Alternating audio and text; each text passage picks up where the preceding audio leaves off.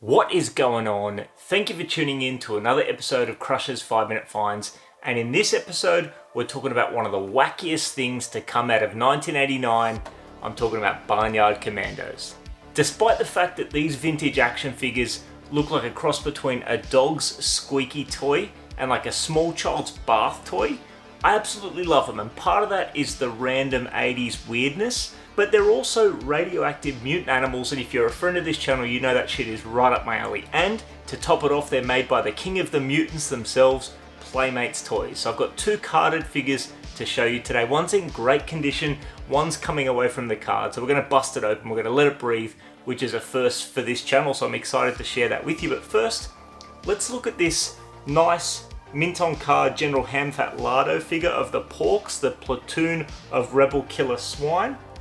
And the P.O.R.K.S go up against the Rebel Army of Militant sheep, the R.A.M.S. Now, both the figures that I've got are P.O.R.K.S. I'm yet to find any R.A.M.S for my collection. So first up, like I said, we've got General Hamfat Lardo. And the first thing that I notice about this figure, you know, being that it is 1989 Playmates, is while the theme is right on brief with what Playmates were best at in this era, the style of the figure is nothing like it. We don't have any detailed sculpts, we don't have any crazy colored paint applications. The figure itself is super simple, it's one piece, there's no articulation, and we've got a really simple paint deco here, just with a nice simple skin pattern of Hamfat Lardo. One thing I do love is the face sculpt. The face sculpt is very 1989 Playmates Toys. You know, that face sculpt feels in the spirit of the 1988 TMNT figures.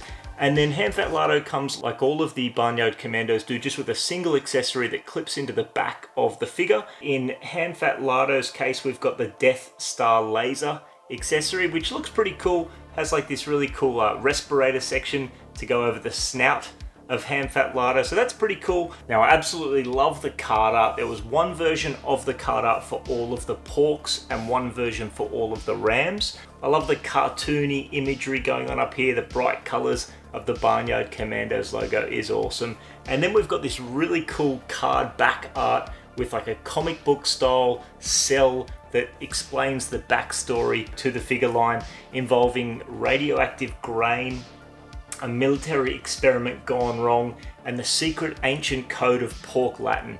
I mean, who made this shit up? This is awesome. So there we have a nice carded General Hamfat Lardo figure. And then we've got this guy here, Captain Tusker Chitlins. Once again, same deal, just a one-piece figure, no limbs, no articulation, nothing like that, with the one accessory that is clipped into his back. And the accessory of Captain Tusker Chitlins is the submarine, which doesn't make a lot of sense, but it's actually pretty cool looking. It's like a back-mounted flotation device that has like a breathing apparatus, so that's pretty cool. So we've got a water pig here with Tusker Chitlins, and the markings on this figure are really interesting. I don't know if that's supposed to be his skin, like we've got a pink and brown pig, or if this is a literal, you know, physical representation of the expression happy as a pig in shit. So not quite sure what's going on there, but I definitely like the look of this guy. Once again, super simple, but an awesome face sculpt, and just a fun cartoony depiction. And once again, same deal, exactly the same card art, like I mentioned, with the exception of the file card, where we get a little bit of information on the character, their military rank, their weapons, and so on. So there we have Tusker Chitlins. As you can see, this is absolutely hanging by a thread. So let's bust this figure out. Now, underneath the main bubble, we've got a secondary bubble that holds this figure, and there we have him. Some additional details that you couldn't see when he was on his card. We've got a pretty cool little anchor tattoo there. They're very nautical, I mean, in keeping with the fact that he is a water pig. And yeah, that accessory just plugs into a peg hole on the back of the figure. The figure is hollow, you know, you can squeeze him. And there is that submarine accessory on the back of Captain Tusker Chitlins. And that's awesome. The submarine has a cool little decal of the P.O.R.K.S logo. So that's pretty cool. And there we have it. And then we've got the insert, and I'm assuming this is the same for all of the P.O.R.K.S figures. On one side, we have kind of just some information about the ranks of the P.O.R.K.S, their slogan, their song, you know, the characteristics of a P.O.R.K. soldier. And then on this side, We've got the code for the secret ancient language of P.O.R.K. Latin.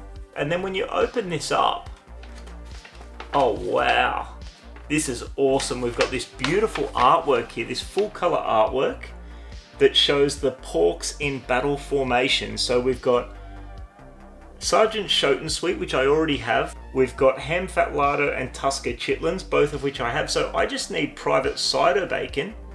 And then obviously you've got some kind of larger vehicles here.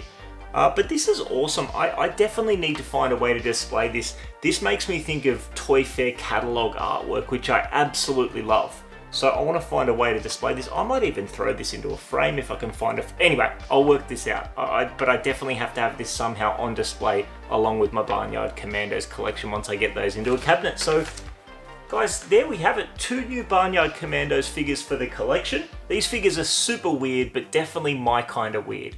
I would love to have been a fly on the wall during the creative meeting at Playmates Toys back in the 80s when these were first pitched. That would have been interesting to kind of see how these came about.